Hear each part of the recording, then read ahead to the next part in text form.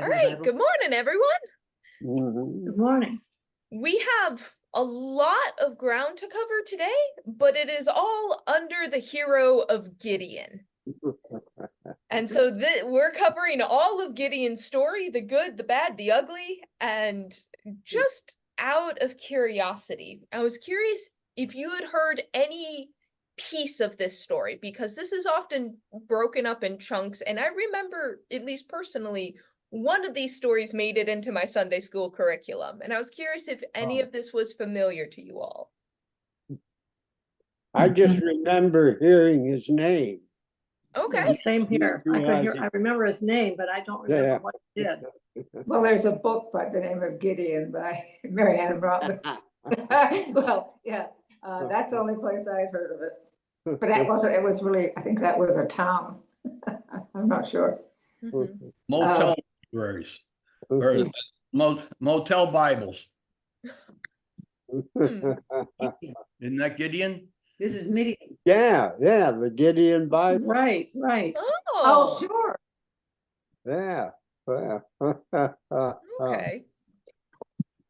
Well, any first impressions of this story before we kind of dig into some of the context and kind of situate ourselves? Any initial impressions from this a slightly longer story? It seems like I've heard this song before. Yes. Okay. Same old, only different characters. Yeah, there's a certain again. Oh, excuse. Go ahead. Yeah, go for it, Helen. I've just said again, God has chosen a simple man that says he can't do it. Yeah. Right. I think we've gotten, or there's a certain point where we are familiar enough with some of the story beats that we find like archetypes are being used in this story as like shorthands. That it makes more sense in context of what we've read, but now we kind of really see the archetypes and the rhythm rolling out, basically. So this section is starting in chapter 6, begins the way it seems like all of these hero stories begin. The previous hero dies, and then the Israelites forget about forget about God. They go on the wayward path. They're not as righteous, or they do what's evil in the sight of the Lord. Just a refresher, once again, this is a spiritualization of something that happened. As we've talked about before, the best time to attack a neighboring tribe is when the previous leader dies. And so this is one where they have to wait until the next leader kind of gets raised up from among the people. And this time, this is Gideon's story. And it's mostly Gideon versus the Midianites. And just a quick refresher to kind of orient ourselves in the story. Gonna bring up a map. So Midian, if you remember, is Moses's father-in-law's tribe. So the Israelites actually interact with the Midianites down in the Sinai Peninsula, but the land of Midian is more seen to be on like the very edge of what we would consider today to be Saudi Arabia. The Midianites, I was looking at some notes, and evidently there is a connection with Abraham. I didn't actually look up the lineage of it, but technically they are part of the Abrahamic family. But notes were saying this was not, at this point in time, this was not a like Israelite God following people. This was people following Baal. And so they are coming up from kind of this desert area, and they are going north and basically having a semi-regular attack on the southern tribes of Israel. So they're coming up, they cross the Jordan, they kind of attack, and then they go back. So this isn't, to give a little bit of context before we kind of dig into this is not that Midian is trying to take over this area as opposed to some of the other tribes. What you can see in some of the textual context clues is what Midian is attacking is basically agricultural land. So Mm, this is a mm. conflict between herds people and agricultural people. And we still today see some of these conflicts because these two groups of people need to use resources in different ways. There's been some, I believe it was in Darfur, the main conflict in Darfur was people who did agriculture versus people who herded, and battles back and forth. And people who herd are, as we've seen, nomadic. So what Midian is basically doing is moving all of their animals up, devastating this agricultural land, and then going back. So it is this occasional devastation that is causing Israel to be poor, but it is not like a conquering it's more like a bully than a conquering army who is like taking over towns and then sitting on it. Which also kind of means that Israel has shifted from being less of herds people and more of agricultural people, which is also an interesting switch in occupation that we've kind of seen once theoretically they have settled in the land of Canaan. So that's kind of our orientation.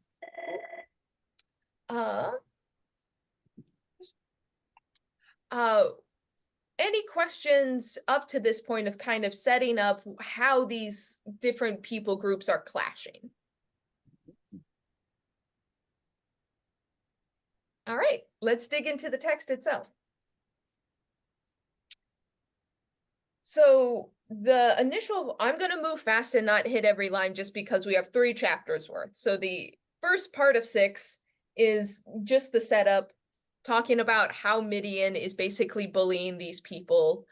They come in and they're like locusts over the land, and their animals eat everything. The humans take things, and so the Israelites cry out to the Lord, and the Lord has the refrain once again of like, I'm the one who brought you out of Egypt. But there is a promise this time that God will raise up someone to lead them. So any thoughts on this initial setup, or is this just like, okay, we're following the pattern here? All right. So that brings us to the call of Gideon himself. In a way, so I'm going to pair 2 sections together because in a way we have 2 different call stories of Gideon that happen in 2 different ways that kind of follow the 2 patterns that we see early on in Genesis. So this first call of Gideon is starting in verse 11. What are some of the things that we're seeing in this first call story?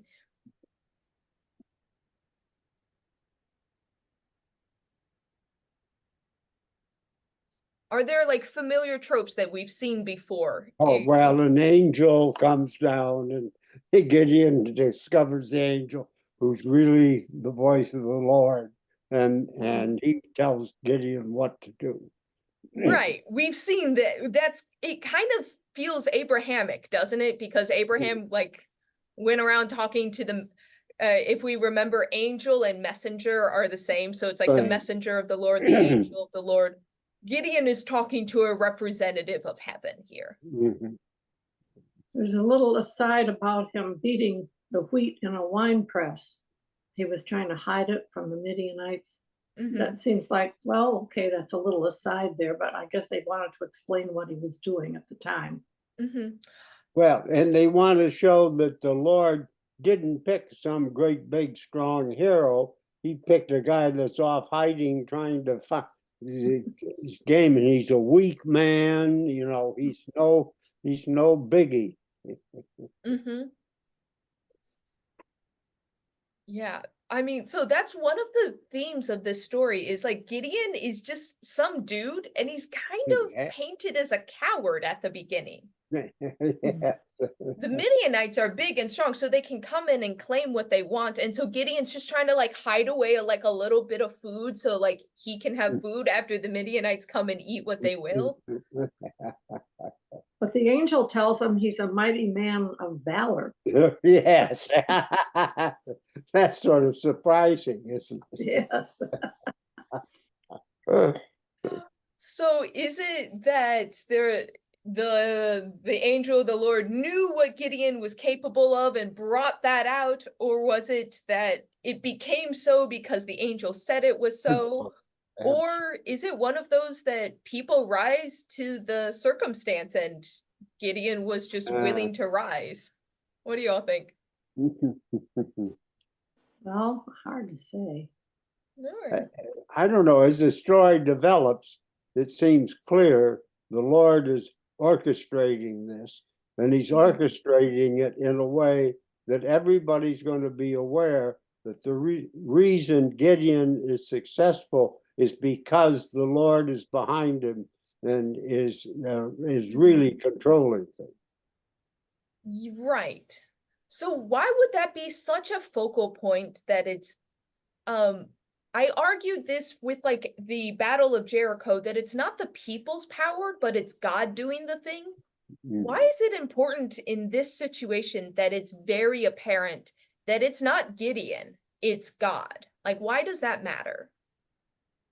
Well, it shows the people that when they go astray, the only thing that's going to rescue them is to return to God and return to their formal beliefs, and that they should take make every effort to preserve them and stop. I think it also makes Gideon more popular with the people. If he's a simple man just like they are, but if he follows God, he's going to be able to do it. But it's God doing it. Yeah. Sue, what were you gonna say? Well, I was going to say that later on, or maybe it's in the same chapter. I read this late last night. The Lord says you have to reduce the number of people soldiers that you are going to take, because you might get credit rather than me. I thought that was so weird. And but okay, it's the first time the Lord has actually done something like that. I don't remember that happening before. It's so out in the open. I mean, it's just like he doesn't even pretend to be working through other people. And so we see this mirroring in the, like, not only are you choosing kind of a weakling as your warrior, you are intentionally having this group of people have less people. Like, we're going to lessen it because that means humans can't get the credit. This is one of the fixations of the story, and I find it fascinating the way that it's like, it's not that the people are strong or the people are smart, but like God chooses the winners basically, and just God wants to know that like the only thing that matters in this is who I've pre-chosen to win the story. And so, well, as soon as it doesn't take long for it to wear off, when God's not, it doesn't seem like a good strategy. It doesn't work. So just drawing a theological thread from here to there, this is one of the arguments that undergirds the theology of predestination in like that very Calvinistic sense. It's because people looked at this story and it's like, oh, God already chose the winners and losers. Oh, we can extrapolate that out to God chooses the chosen people and the not chosen people. God already has chosen, so it doesn't matter what humans do. The battle has already been decided. And so this is just pointing that out as this is where this argument is taken at some point. So it's kind of preordained that they'll fall back every time they win, and then they get kind of overconfident, and then they're worshiping Baal again. So once again, there's always the two levels of the story. There's the narrative that says like, yeah, every time they win, they kind of regress into the Baal worship. And then there's the other one that says like, that's just context to explain why the chosen people started being subjugated again. So back and forth. But the first thing that Gideon is called to do is to pull down the altar for Baal, or Baal, many ways to pronounce it. It turns out Gideon's dad is the one that has the altar and the sacred pole where sacrifices are being done in his hometown. And so Gideon isn't yet brave enough to do it in the daylight, but at night he goes, knocks down this altar, builds one according to Levitical law, which would have been uncut stones and other things, sacrifices 2 bulls, uses the sacred pole as the wood for the burnt offering, and the townspeople wake up and said, "What happened here?" So as a first act of Gideon, what do you all think? He was a busy man. Say that again? I said he was a busy man. It's a lot to accomplish in one night.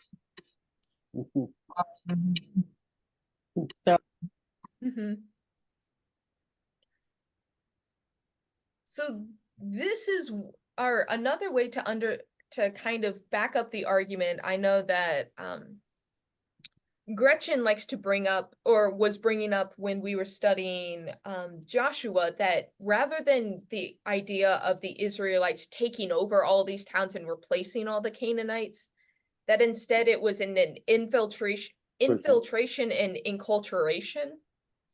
This has led some people to be like, oh wait, is this Israelite culture taking over Canaanite culture? Is it that this tribe went back on God and started worshiping Baal? Or was this that this was a Baal worshiping town and Gideon decided to change that? And instead that this is kind of the takeover of Israelite culture in progress. So, food for thought. I mean, I don't think that goes too far. But after the townspeople discover it, they're about to riot. They want to kill Gideon because basically he desecrated a sanctified spot in their opinion. And Gideon's dad says, let the God defend himself. Like, you don't need to riot on behalf of your God, but let Baal come down if Baal is angry about this. Good argument, bad argument? What do you like? This just the get my son out of trouble, please don't kill him argument? Clever. All right. So also note that why we also think there's 2 sources in this story is, did you notice Gideon's name changes back and forth a little bit? Yes. Yeah, Jerubbaal. There we go. If you notice, the name of the god Baal is in the ending of his name, which would make it a Canaanite sounding name, where Gideon is more of an Israelite name. So anyways, so Gideon has been called. The Midianites are coming and they are about to cross the Jordan River. And so this is when the action kicks up. And Gideon basically summons a bunch of tribes, and they're basically preparing to actually push back on the Midianites this time around. But that brings us to the story of the sign of the fleece. And this is one that I was familiar with, but out of context, where this is considered in some ways Gideon's second call. So when the first call is an angel of the Lord walks up and kind of tells Gideon what's going to happen, and Gideon kind of has this response, the very classic, I'm not strong enough, and God saying, but I chose you, and kind of that back and forth of I'm not worthy, burning bush kind of dialogue. This call is not not with the angel of the Lord standing in front of Gideon, but Gideon kind of testing God to make sure that his plan of action is in line with God's plan of action. Mhm. So he lays out a fleece and says, if this is what you want, let the ground be dry and the fleece be wet. And the second night he's like, okay, maybe that was a fluke. This time around, let the ground be wet and the fleece be dry.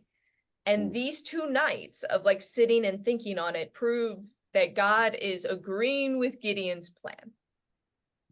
So how is this one different, similar and different from the first call story?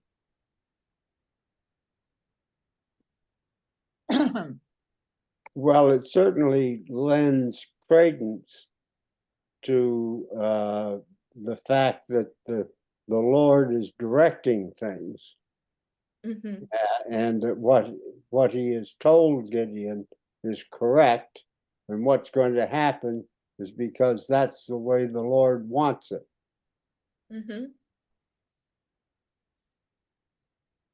But how does he get off testing God?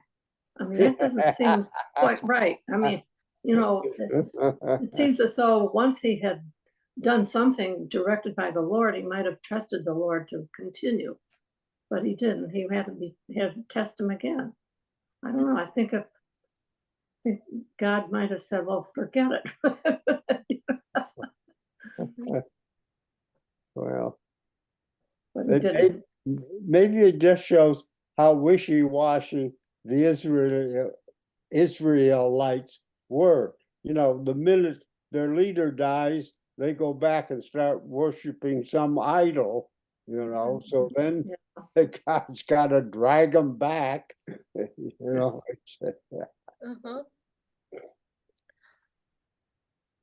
So is this, or it almost sounds like you all see this more as like Gideon being like kind of wanting to back out versus him just trying to make sure God's in agreement with him. That is this kind of cold feet? He's afraid. Well, Yeah, I think so. So notably, why I bring this up in contrast to the first time around, it's interesting how God operates kind of in 3 different modes in this story. There's times where the angel of the Lord literally walks up and talks to him, and he, like, there's an actual conversation with a being. This time around, Gideon is trying to talk with God through basically divination, is what this is. Of give me I want a sign, but God isn't talking directly. God is talking indirectly. And then in other parts, like specifically in chapter 7, which we're about to get to, Gideon will say, "Thus says the Lord," which is your prophetic formula, which sounds like he has the direct phone line to God and is repeating the conversation. So how do we make sense of these kind of 3 modes of conversation that's happening? One that's a face-to-face, one that's very indirect, and one that just sounds like there's some kind of vocal communication, but not like to the angel of the Lord? well, you could say this was all written by someone or group of people for the reader. And first, you know, God tells Gideon what to do. Gideon then tells Lord, did you really mean it? And the Lord tells Gideon what, reaffirms that. So now not only has there been an angel come down, but Gideon, the protagonist now, he's getting direct information from God. And so the only thing left to do is go do what the Lord told him to do, which is what he does.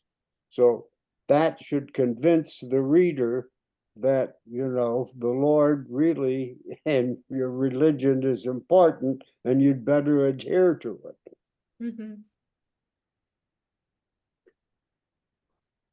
The other argument is this story of the fleece existed on its own for a long time. That when they compiled the story, they like people knew of Gideon's fleece, and so it just kind of gets dropped in here of like Gideon had this thing with the fleece. This seems like a good place to put it. Because you see some of the hallmarks of like a different relationship with God than the other parts of the story. Oh, So he is a little, yeah. and the changing of the names from Gideon to Jerubbaal is also an indication that we probably have 3 sources of Gideon narrative. And why I'm kind of bringing up the different modes of communication, where we have one mode where he's Gideon and he talks directly with God. We have another mode where he is Jerubbaal and he's more on the prophet warrior side. So you can kind of see how he is depicted differently, and it may be different traditions remembering Gideon slightly differently that kind of, once again, you just smush it all together and it can all be work together for one story. But that brings us to actually making the preparations for battle. And so this is the time where God is talking directly to Gideon saying, okay, humans are going to take credit for this unless I do something. So we're going to reduce the number of troops. It's when Gideon put out the calls to the other tribes, 22,000 people showed up. And the first instruction is anyone who is scared, the people who are scared can leave. Why is this a good decision? Or is there any reason why this would be a good military decision anyways? Like, what's the reasoning for letting scared people leave? They would be in the way. You can't have people just helter-skelter, not following, the directives and not participating. So it's better to get. We don't want any people just standing around watching or running in the wrong direction. Yeah, so scared people can be a liability. That's Sure. So the question is, who is more likely to be scared? It doesn't say, does it? No, but there's a logic that you can see into it that might have additional benefits. I think one, very much true, it's good to not have people who are going to panic. Can't panic when the going gets tough. It's amazing that people would admit they were scared. So one of the thoughts is this is a way to get young people out. If you've Yeah, never seen battle before and you're scared of it, you have a chance to leave, and that actually means that you are preserving some of the young and the old, basically.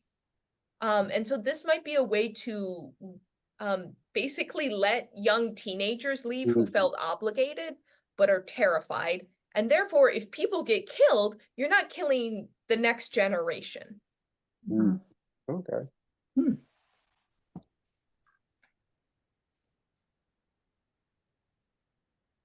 So the second reduction, God says, okay, take the people down to the water. And Gideon and God together watch the way people drink. And they're separated out for the people who literally just lean down to the water and lap the water like an animal versus the people who kind of crouch and do like one of those. And evidently only 300 people just like full on, just like face in the water, drank the water. And then the rest of the thousands of people were using their hands basically as a cup.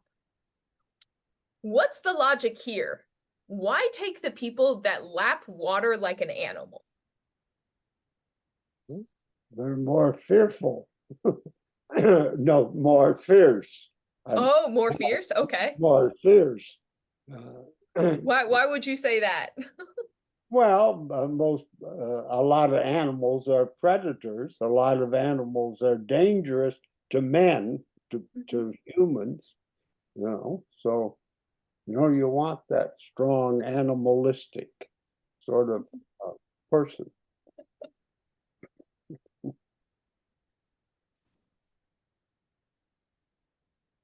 Other thoughts of why you wouldn't want the people who use their hands to drink?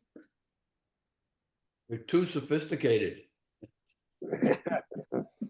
So that goes in tandem, but yeah, basically like these are civilized people. Yeah. These are people who know society and how to get along with each other. The people who are drinking with their faces, they're kind of feral. Yeah, yeah. Which means it definitely is depicting these people as like these are people who maybe don't do well in society, who maybe will be like more aggressive on the battlefield. They're meant to look wild.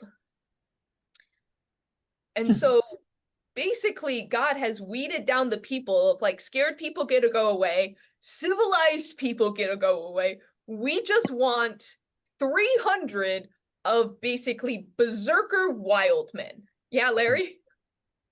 So you can take this as an indication that today there are certain classifications of humans. You know, some are a little better, a little more sophisticated. We better save those. These people that behave, haven't really made it in society, we can sort of sacrifice them on the battlefield. That doesn't sound very good.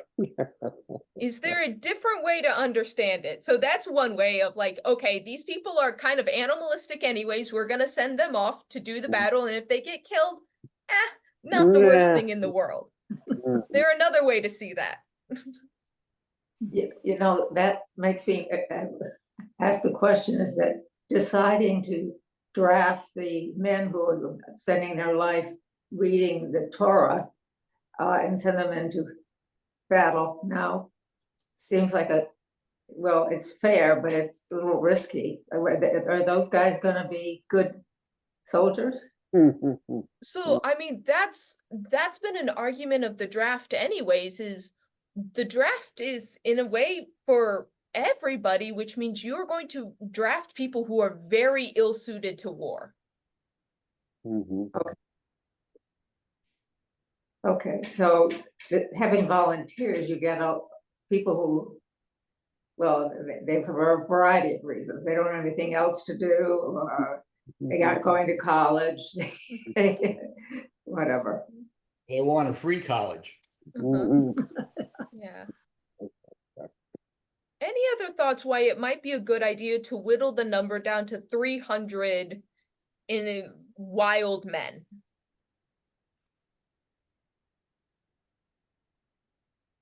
So here's kind of the other side of the coin.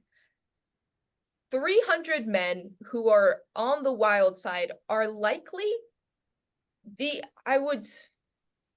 would be like sending in just the Marines. Like the Marines have that kind of persona of like, they're the first ones on the field. They're the ones who are going to do the daring adventures, kind of get out of our way, send in the Marines, and then they are going to take care of the situation because they're those hardy, tough men that are willing to do these things.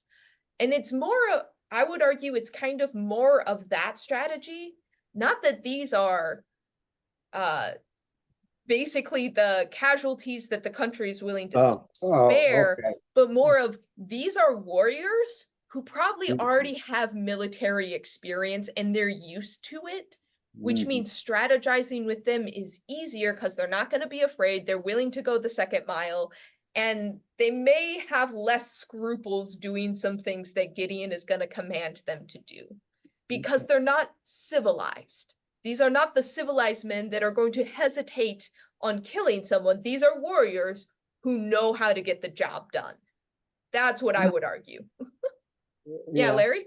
And even today, you know, when people talk about certain segments of the military, like the Navy SEALs, you know, I mean, that sounds like they are really a special group whom we should revere and whom I think the majority of people in the country do, you know.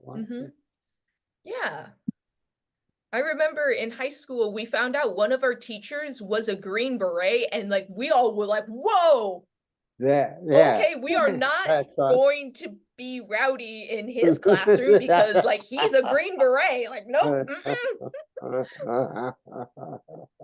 So yeah, rather than sacrifice, like just sacrifice, this is actually kind of maybe whittling it down to the elite military Okay. people that we're going to attack this group with a first line of defense. We're going to get our warriors in place.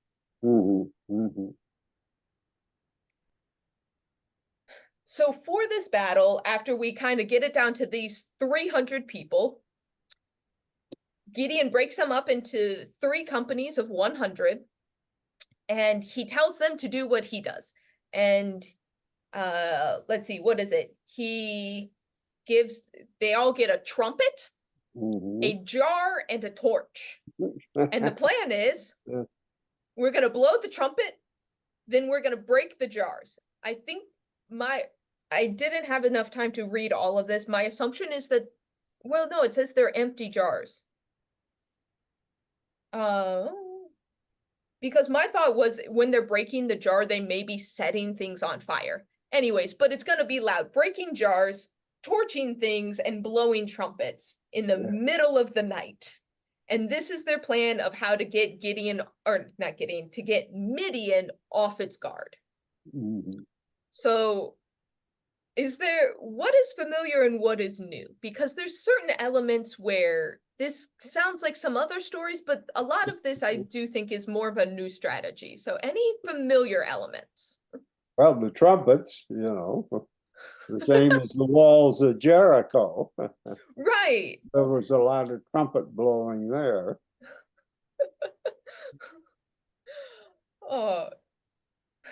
Always seems to be the element of surprise, to do something that would not be expected necessarily in a battle confrontation. And so that kind of feeling came up again. So they're not using normal military strategies. It's not like they're lining up on 2 sides of a field and the British and the Americans walking slowly towards each other. Like, we're not doing that kind of battle.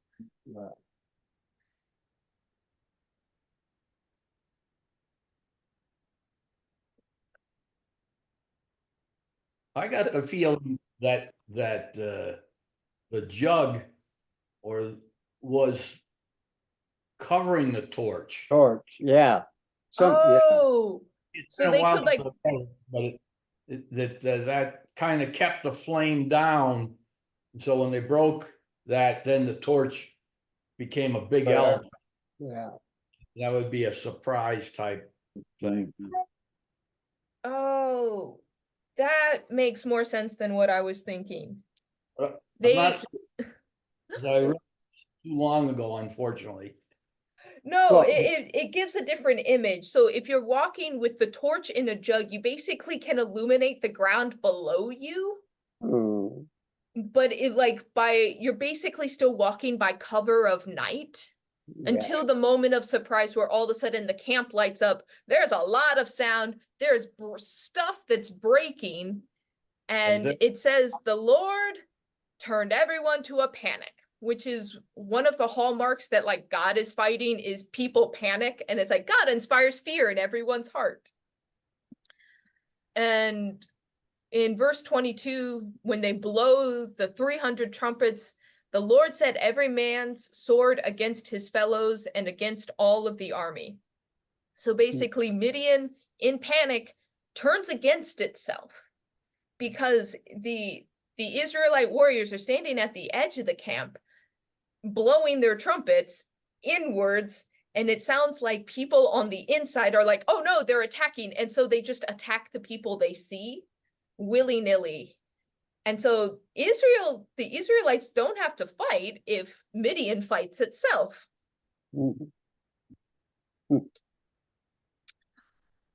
But then after this point, they start pursuit. And the tale of the pursuit is an interesting one because Midian basically goes on the run. They evidently enough of them find a way out of the trumpet circle that they go, and then Gideon calls in some of the other reinforcements that he had basically said, like, okay, warriors only party, but now with the pursuit, he's calling in the other people to pursue down the fleeing enemies, and he is specifically going after basically the generals, the kings, the leaders, which is why you keep hearing it. There's a few names that get repeated. They get some of them, they bring the heads of Oreb and Zeb to Gideon beyond the Jordan, so they're willing to cross the Jordan River to the east side to pursue these people, to make sure that their leaders are caught. But the implication is this takes some time. So Gideon starts going to some of the heads of tribes and asking for nourishment, basically. Well, first and foremost, the Ephraimites are offended that Gideon didn't call them, which is funny. And he has a little bit of an explanation that, I will be honest, I did not fully understand why Gideon's excuse worked. Did you all make sense of that, of like why Gideon explained?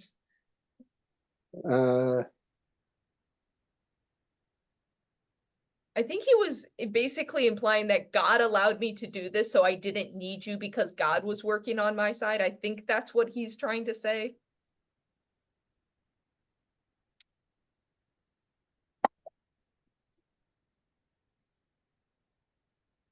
What verse are you on? I am at the beginning of chapter 8. Beginning of chapter 8 has the Ephraimites angry. Yeah.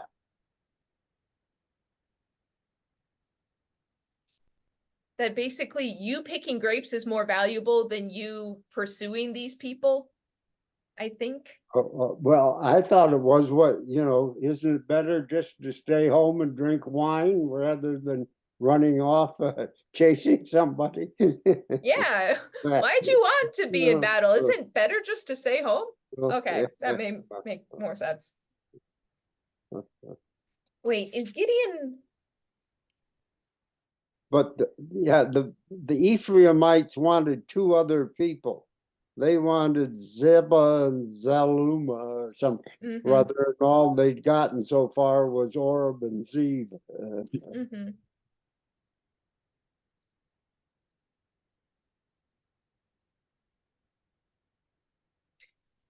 Yeah, so then Gideon needs to basically chase after Zebah and Salu, the kings of Midian. I'm not going to pronounce that second one. The kings of Midian. So he goes to one tribe and says, hey, can you give me some bread? And they basically say, like, you don't have the heads of these two guys, we're not going to feed you. And he goes to another one and said, Gideon basically threatens them. It's like, because you're not helping me now, I'm going to trample over you. He goes to the people of Penuel and asks them for help, food. Like, I'm hungry. If I'm going to pursue these people, I need food. And they give the same response of, you haven't done what you said yet. We're not going to give you anything. And so we get a description of how he eventually gets the two guys that the Ephraimites want him to. But then Gideon turns around and takes the elders of the people who wouldn't give him bread and then trample over them.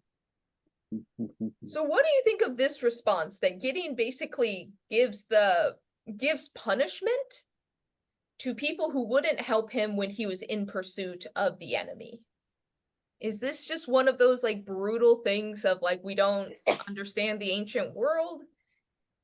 Does Gideon have the authority to do this? Or is this just one of those where we get to be uncomfortable with Gideon basically just seeking vengeance from people who wouldn't help him? Well, are these the people that he said he didn't want to help, or people who never even volunteered? I believe what I understand is like Gideon rides up to basically some kind of house, and he's like, "I'm in pursuit. Can I have some bread? I'm hungry." And Oh, they're like, that, we're sure. not gonna give you bread. You haven't done what you said you were gonna do, so we're not gonna feed you yet. Come back when It's you're not done." Yeah.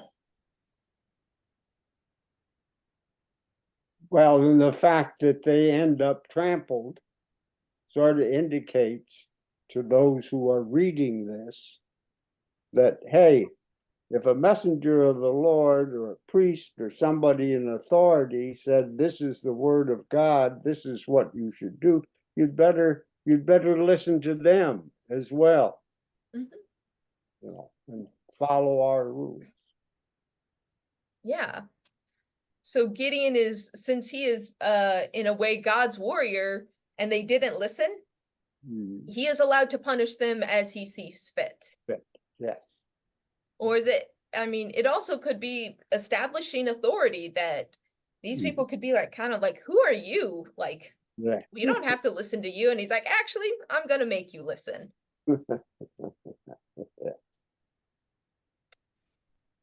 So what do we think of people who establish authority today, not from what they're going to do to people, not by protecting people, but punishing people who disagree with them? Is this a good Dictator. leadership strategy or a bad one? I think it's pretty bad. Doesn't work.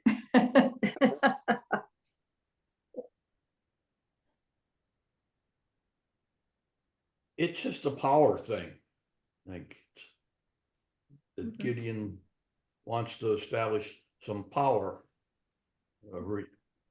respect, whether not necessarily positive, but they're aware of his presence. Yeah, in a few short chapters, we've seen Gideon go from hiding from the Midianites to becoming a general to kind of enforcing power for power's sake. Right. And so it brings up the question of, are all people corruptible if given power? Yeah. Because what we see from this point on is, so he does catch them, he does execute the two leaders that he said he would, he returns and then executes the people who didn't help him. And what the Israelites respond with is, hey, you should be our king. And Gideon, it's interesting that Gideon turns down being king. He says, the Lord is your king, follow God.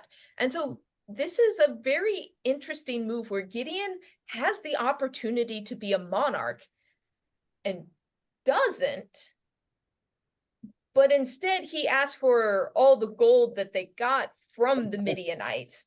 And he makes, basically, he melted all down into one piece. And, well, where is it? Yeah, is that what Starting in that, verse 27, Gideon made an ephod of it and put it in his town of Ophrah. All of Israel prostituted themselves to it there, and it became a snare to Gideon and his family. yeah, what's an ephod? It's a unit of measurement. Or is it? Okay. So a big hunk of gold, Yeah, basically he made it into a gold bar. but not specifically a statue Oh wait, hold on. or a representative of a god. Oh, I am wrong. Forgive me. I will always stand to be corrected. Here we go. All right. An ephod is the breastplate of the priests. So he Oh, made it into like this ceremonial breastplate that he could wear around. ah, Okay. Sorry for misspeaking there. So he makes it into like this ceremonial, like big hunk of jewelry that he gets to wear around. interesting. Ah, Oh, we lost two people. oh well. So is we then get the death of Gideon really quickly. That and then the return of Israel to doing naughty things, returning to paganism. But it leads me to our final question, which we have about 10 minutes left, is, does power corrupt people? Or is there a way to safeguard ourselves against the corrupting power of power?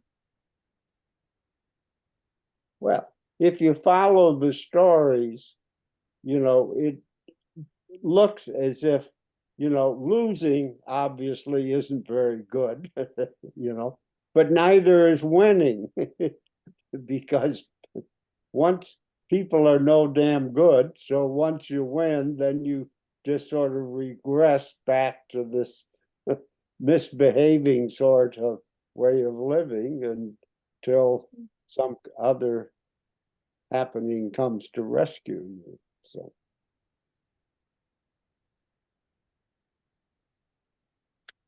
it seems that Gideon didn't go back to God and at one point like he had been, and he sort of just assumed that he could just keep making these decisions and doing things on his own. He kept extending his authority so he became powerful, and I guess that's a human tendency to not. Well, yeah, he already asked God to keep his fleece dry, and God did. So, sounds like he's doing all right. Right. Like there's those two ways you can see it. Like, was Gideon afraid and slowly learned to not be afraid and just could then take command of the situation? Or was it that Gideon was checking in with God to make sure he was on the right path, and then at a certain point he just like stopped checking in because God told him he was on the right path long enough that he stopped, and therefore could just keep going, and then ended in this weird spot. Yeah. But from a guy that started the story hiding in the granary because he was afraid, to someone that's out trampling people, is quite a transition. But even in our discussion, when Gideon went back to check in to make sure God was with him, we thought that maybe was a sign of weakness. So I'm not going back again because people think that I'm weak. So we're just going to charge ahead. I'll make the decisions. So, like, this is the question: now that we kind of see the whole breadth of the story, was it weakness to check in, or was it actually wisdom to check in? Wisdom. Should have checked in every week. Yeah, sometimes wisdom looks like weakness, which is unfortunate.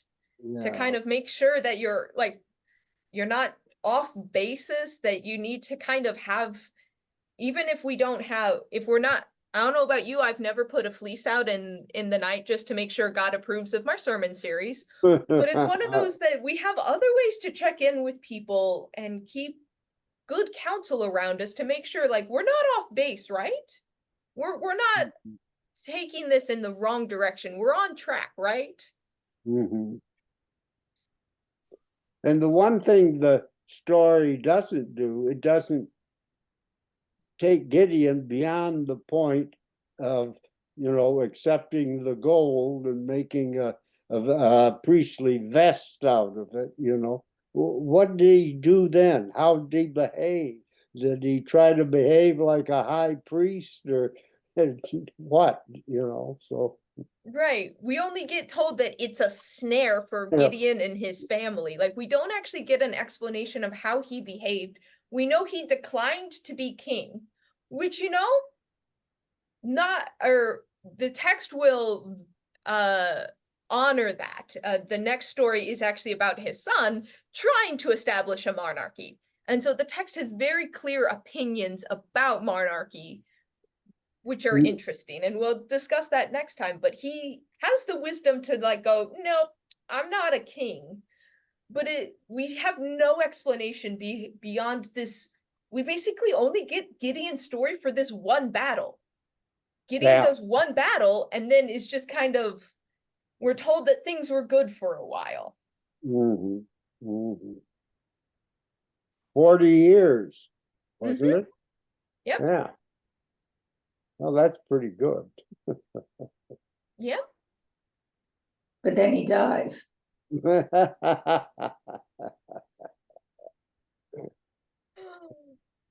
Mm-hmm. So it's Baal. Okay. So they all go back. What is it that Baal has to offer that the Lord doesn't? I mean, it's very enticing to them. So few about Paul.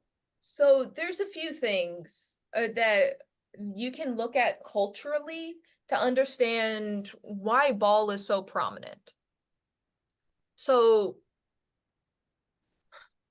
first of all, Baal is worshipped in this entire region. So it's one of those that it is, the Baal religion is basically the most common one in this general area that Israel has kind of tried to come in and infiltrate. So depending on which narrative you go with, if you believe Joshua and they came in and they killed a lot of people, there's basically extra influences that if you're trading with other people, you're going to be trading with people who worship Baal. The Okay. more anthropological answer being they never eradicated the worship of Baal. And so it's one of those that it's like, well, my mom worships Baal, but my dad worships Yahweh, and so I kind of worship both because we get one from one and one from the other. Yeah. Or basically, a town gets told, okay, you're an Israelite now, we're going to set up a shrine to Yahweh, and the people being like, but like my family going back generations worshipped this other god. Well, you can see Baal too. You can. Baal has all sorts of little gods, and Yeah. there's a lot of things they can see. So Baal is part of a pantheon. So Yeah.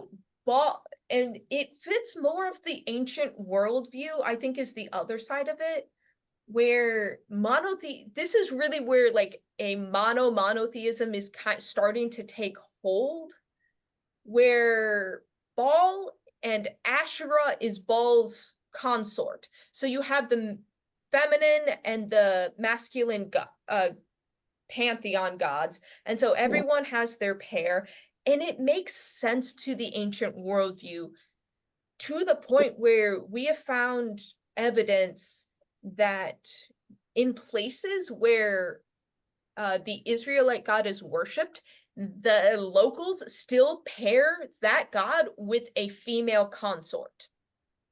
Like the idea that you have one god only representing one gender was really weird. And so there's a point where they're like, this doesn't make sense. Like, okay, I can get that like Yahweh is like a more powerful god. Like, okay, but like, who's his counterpart? What do you mean there's only one? That doesn't make sense. What about the family gods? And they're basically grinding against like changing culture, where today one god is the norm, and like the idea that there's like lots of little gods, that there's family gods, that gods would have a consort, that feels very weird to us because we profess in believing in one genderless god. They're basically really struggling with changing their point of view because the ancient world just didn't understand monotheism, is more what I would argue. They don't understand how it works. Well, but the Virgin Mary has become very important in not to Protestants, but I mean certainly in South America, in Mexico and South America. Virgin Mary is a big. So I wonder if the Virgin Mary is the feminine. Is some taking that? So what we have seen is when Christianity goes into a new territory, the gods of that territory turn into saints. So a lot of Irish saints were Celtic gods. And so they Okay. get demoted. Like, it's not just South America that did it. Like, the Irish did it. Yes. England Yes. did it. There's evidence of other places in like France and Germany that turned gods into saints. And so they basically retool a religion. I forgot about that. And so this is a very common practice. We've also, in the study of religion, we've seen this when Buddhism spread, because Buddhism, I mean, it is a very different way of thinking, but it turned pagan gods into Buddhist saints, for lack of a better term. So when it moved into China, it turned some Chinese gods into Buddhist saints. They did that in the Tibetan version of Buddhism. And when you Zen Buddhism that developed in Japan also took Shinto gods and turned it into Buddhist saints. And so this seems to be a common thing that humans do. Like, when there's a change in religion, it's actually easier to retool the old religion to make it mesh better than it is to kind of wipe it out. But what the Israelite God is asking is for a wiping out. Yeah. And we find that just humans are not good at that kind of change. It's better to incorporate, but they struggle with the incorporation part of it. So that's kind of the more anthropological thing, where they're enculturating and they're trying to understand a monotheistic world. There's another time that this has actually happened in history that is fascinating. And there was exactly one pharaoh who tried to turn Egypt into a monotheistic religion. Yeah. Yeah. That is Akhenaten, whose wife was Nefertiti. Yeah. He tried to change the art style and the religion, and the people hated it. And so he did, a lot of his stuff got scratched out of history because they hated the monotheistic pharaoh. So basically, once again, they are trying to establish the idea of monotheism, but it is very weird in the ancient world. I would argue that the worldview of like in the Ten Commandments, it says, "Thou shalt have no gods before me." I argued then, and I'll still argue now, in a lot of the Old Testament, that doesn't mean the other gods don't exist. It just means you shouldn't worship them. It takes a very long time until it becomes the point of the Israelite God is the only God, and those other gods are imaginary. That is a very late development in the worldview of monotheism, that the other gods are imaginary fake gods, not that this monotheistic God is the best of all the gods.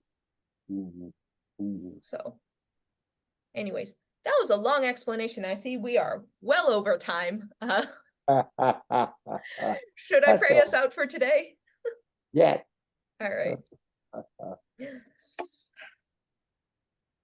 Gracious and loving God, there are many ways to understand you, and God, there is probably ways that even today we don't understand you correctly, but because we're limited by our culture and the way our culture thinks about the divine and thinks about you.